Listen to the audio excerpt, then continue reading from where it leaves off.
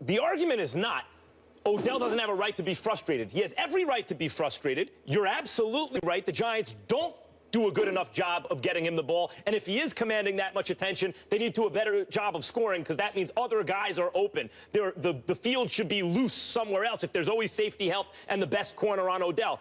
That part is true. It's also true that Odell's right when he says he's not getting calls and guys are allowed to get away with things on him. That's also true, but that's not the issue. How you respond to it is the issue. And if you self-destruct, that is clearly the wrong response. Well, that's if you self-destruct. And he's self-destructing. Wait a minute, but sometimes, why? Because he got a penalty? Because he got a penalty? Because on the next play, he hit a guy out of... Do you think he's a little mentally weak? I think no. I don't believe... Do you think he's a little sensitive? I think he's sensitive. Okay. I think there's a difference between being sensitive and mentally weak. To me, you're mentally weak if it cripples you and it inhibits your ability to go out there and do what you're capable of doing. I have seen Odell Beckham Jr. frustrated, visibly so, and go out there and play like a stud. It's 4 games in. Max Kellerman, it's 4 games in. Oh, he's going to be big this year, of course. Hold on. It's 4 games in. How in God's name are you the New York Giants and you okay with this brother not having a touchdown? Well, let me ask you this. How do you've got to figure that out. You've got to figure that out. And it is a coaching issue, to your point as well. He has 25 touchdowns since he's going to catch plenty of touchdowns. I'm talking about how he's feeling now, Matt. Right. Okay, but that's fine. You can feel that way. How does the behavior come out? Do you channel it properly or do you behave immaturely? He behaved immaturely. There's no 2 ways about it. I don't believe that. There's no doubt that he's been immature. But I think sometimes that immaturity can be a spark plug for the people around you because they don't want to deal with it and they're going to do what they're supposed to do. And that's what you're missing here. Did it affect his play? I believe it absolutely did. Okay. You could see him not make plays. Would they have been sensational plays? Yes, he always makes them. He wasn't making them when the ball was coming his way after the incident. I'm not defending immaturity and selfishness. What I'm saying is sometimes it takes you being rebellious and acting out for other people to sit up there and say, damn, I don't want to deal with this guy. Let me take care of him so we can move forward. Sometimes that's necessary. I appreciate your optimism. Sometimes, yes. Yeah, and clearly the coaching also, there's a bigger issue going on there as well. By the way, everybody's there but Tom Coughlin. He's the only guy that's gone. So he was the only problem. Evidently not. Good point. We would like you to weigh in at home. Is Odell Beckham more trouble than he's worth? Go on the First Take Twitter page and vote. We'll share those results a little later in the show. But meanwhile, the Vikings, how impressive are they? Without their starting quarterback, Teddy Bridgewater, and arguably the best running back in the league, and Adrian Peterson, they're now 4-0 after a schedule that has been no cakewalk. Wins against the Titans, Packers, Panthers, and Giants. Stephen A., how far can this team go with Sam Bradford at quarterback? They go to playoffs. That's about it. I mean, I hope no one sits here and expects me to say Vikings and Super Bowl in the same sentence. Not as long as Sam Bradford's their quarterback. I'm not getting sold on that. Listen, Sam Bradford is talented. I know he's talented, but he's been prone to make mistakes, and I am not sold on him, and I'm not sold on their offense, particularly without the services of Adrian Peterson. We shall see. If it happens, it happens. If it happens, then I'll correct myself. But I believe this team is a playoff team. I believe, based on their defense and Zimmer's coaching, he deserves a lot of credit. He really, really does. I poo-pooed that in the past, but I can't deny what I'm seeing right now. The man can coach. The bottom line is this. I need to see more from Sam Bradford if I think they're going to beat Seattle. I need to see more from Sam Bradford if I think that they're going to beat. I would have said Arizona before this season, but not so much now. I'm not giving up on Carolina. I'm not giving up on Carolina. I damn sure believe Seattle is a team to be reckoned with. Those are your picks to go to the Super Bowl, okay? So I think you look at that. And I think you look at Green Bay because, again, they still got to come to Lambeau Field. They still have to play that bad man that is Aaron Rodgers. We shall see what will happen. I'm not going to pick anybody from the NFC East because I'm not sold on the NFC East, especially if Dallas is a possibility, because I damn sure ain't going to pick the Dallas Cowboys to beat the Minnesota Vikings on the road. But I will tell you, do I believe they can make the playoffs? Absolutely. I never doubted that. But a Super Bowl with Sam Bradford as your quarterback, I got to see that to believe it. I'm sorry. You might be seeing it this year. They're absolute. Listen, the season is very long, and Bradford has an injury history. So, you know, whether they're the same team by the time the playoffs roll around remains to be seen. But if they are, if their quarterback is intact, It's a big if. But if their quarterback's attack, they could absolutely win a Super Bowl with Sam Bradford. As I said a couple weeks ago, once upon a time, Jim Plunkett couldn't win a Super Bowl with him, right? #1 overall pick. And then after, flame out with two teams, really, he wins 2 Super Bowls, with the Raiders. So that could happen to Bradford. Absolutely. There's precedent for Why? it. Because there's precedent for it based on the 70s when you were just born? Well, you mean then? Let's talk You mean about, back then, almost over 40 years ago, really? Let's talk about these Minnesota Vikings and what Bradford brings. Remember when Peterson went down, I said, I can't believe I'm going to say it, but this could actually help Sam Bradford.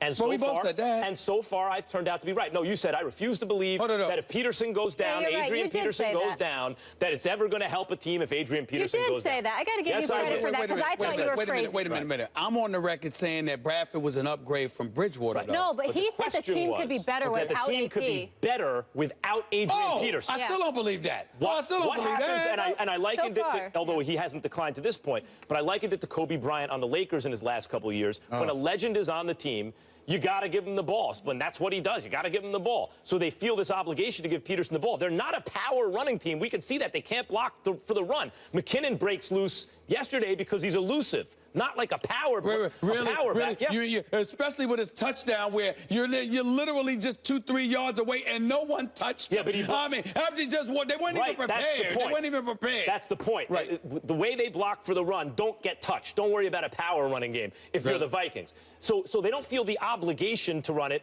through their aging running back, who was elite level last year, although not this year. Okay. That helps. Bradford doesn't turn the ball over. They have an identity. They know who they are. Their defense is elite. And let's look at recent precedent if you don't like Plunkett. How about last year's Broncos team? By advanced metrics, like we're talking about points expected, meaning how much better or worse are you than an average NFL team? The Broncos were the 7th worst offense in the NFL last year, minus 42 points expected. 42 points below an average NFL team, what you'd expect them to score. But there you go. The Broncos did. There you go with the numbers, which I'm very shocked because you use numbers instead of the eye test, and you with the eye test, I mean, I don't understand why you don't defer to it more. Here's the thing, Max Kellerman. The baby blues? Here's the thing, man, the baby blues, baby. Here's the thing, Max Kellerman. You have nice eyes. Listen, Thank you, Molly. Listen, that needs to come from her. That's fine. That's fine. But for me, I'm not going there. The point that I'm trying to make to you, Max, is this. When we think about the Denver Broncos and you bring them up from last year, understand that with the Vikings, it was all about Adrian Peterson. Now you're learning new parts. You're learning about the Stephon Diggs. Obviously, Rudolph can play. And, of course, Sam Bradford, when healthy, can throw the deep ball. But even with the struggles of a Peyton Manning, the mystique of Peyton Manning certainly factored into the equation, particularly when he came back from his early season woes. In the meantime, the 7 games when Brock Osweiler was in there, you still had Demaryius Thomas on one side, Emmanuel Sanders on another. You still had C.J. Anderson in the backfield. And so what I'm saying to you is that you had weapons with a rep where you walk into a game and the mystique was there to be concerned about them. With the Vikings, you're sort of figuring it out because everything was about Adrian Peterson. Time would tell. We know their defense is legit, but as the season progresses and there is no Adrian Peterson and we get to lock in on Sam Bradford, even though I like Diggs, but lock in on a Stephon Diggs, but lock in on a Kyle Rudolph. We shall see what happens. I'm not thinking Super Bowl, definitely playoffs. I'm not thinking Super Bowl with the Vikings. Super Bowl contenders. That defense is special. That's a special defense. I agree and with yesterday, the Giants, who are not a bad team. The defense is special. The Giants really aren't a bad team, but they were outplayed in every facet of the game. Offense, defense, special teams. That was just a superior team. You cannot go against the Vikings without a running game. Team. You cannot go against the Vikings without a running game. You can't do that. You can't really do it with a passing game either. There's not much you can do against them. But again, when you talk about flexibility or diversity within an offense, that matters. The fact that I got to be concerned about you running the football and I got to stack the line of broke off a run. I got to stack the line of scrimmage. I'm just saying you're not really worried. First of all, you're not really worried because you didn't know much about Perkins, and you're not really worried because you know they're not trying to give him the ball 30 times. So it's one of those situations where the vast majority of the times you're anticipating and expecting to drop back in the coverage, which is going to to be a problem because you've got Shepard, who's a rookie. You got Odell Beckham Jr., who's only in his day. He's a stud, but him with Eli Manning, who's interception prone, by the way. The Vikings were giving Adrian Peterson an aging and declining star. And the reason I say declining is because when a guy is as great in his prime as Adrian Peterson was, on his way down, if it's gradual, he can still fool you into believing he's the best. But the last couple of years, Le'Veon Bell was better than him. And if Adrian Peterson was in his prime, no one's better than him. So he's and then this year, he was averaging under 2 yards a carry. Because you sound, and they were giving him the ball 30 times a game. But you still sound very disrespectful. Well, the fact is that saying that Le'Veon Bell, but Le'Veon Bell was better than him. He was. Well, it's Le'Veon Bell. Right, but when Peterson was in his prime, who was better than him? I understand that, but my point to you is that Peterson was the leading rusher in last year. But he wasn't the best back in the game anymore. He was in decline. The point is, no, he wasn't in decline. He was elite. Peterson last year was as good as he was 6, 7 years ago, 5 years ago. No, but that's not decline. Yes, it is. That's the definition. Not necessarily. It depends on how you're utilized. It depends on what Zimmer's trying to do. You're giving him the ball on every play. Well, listen, excuse me. Because you're giving him the ball on every single play. Back in the day, Sam Bradford or Teddy Bridgewater wasn't your quarterback. You didn't have to do back in the day what you had to do Have they been playing better or worse since Peterson went out? I don't think we know yet. I really don't. Who did they go against, Max?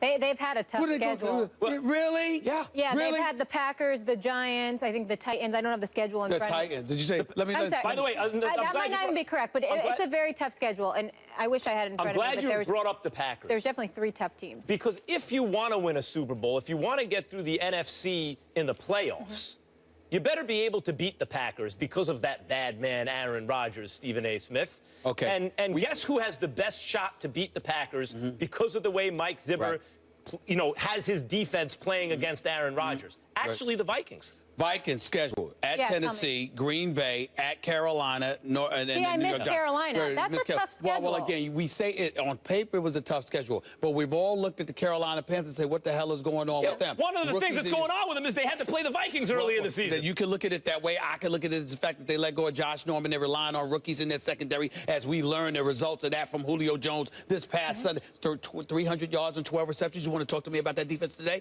You really Can the Broncos win a Super Bowl? That's what I want to know. Can the Broncos win a Super Bowl this year? Yeah.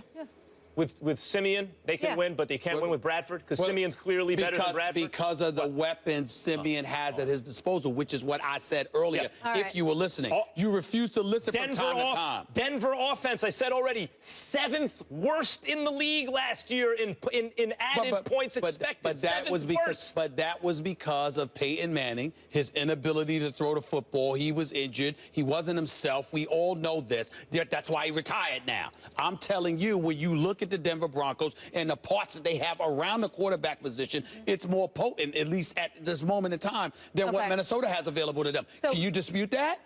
No, they have better wideouts. Oh, I'm sorry. So Max is saying a potential Super Bowl contender. You're saying a playoff team. But we can all agree the way this team has responded to adversity, losing their quarterback, getting Bradford without AP and playing that tough schedule. Class of the NFC right now. And that's a special defense. Week 4, a quarter of the way. We got to give them props, though. So far, you really got to give this team props. I said they're going to playoffs. What do you want me to do? Bake cookies for them? Okay.